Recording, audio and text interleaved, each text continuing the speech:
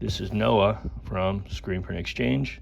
So I replaced my clunky iPass from Illinois, and they sent me a thin sticker, which is remarkable because it's so clunky compared to it.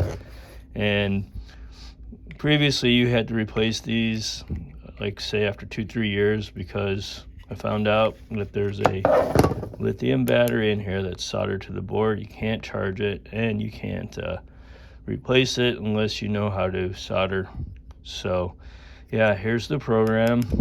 Here's the crystal oscillator, gold banded capacitor. If you're into scrapping, this is a very low quality board. I tried looking up the numbers on this. I couldn't figure it out. If you know, let me know. But it looks like it's like a silver metallic cover, like a heat sink covering probably a chip or something. Not sure on that guy either. But it's fun to open these things up and see what they are.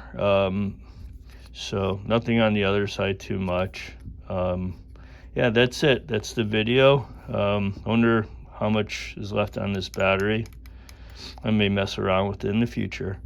So thank you. Keep watching, and that's what's inside this this iPass. Hopefully you get the sticker. It's kind of nice. Bye.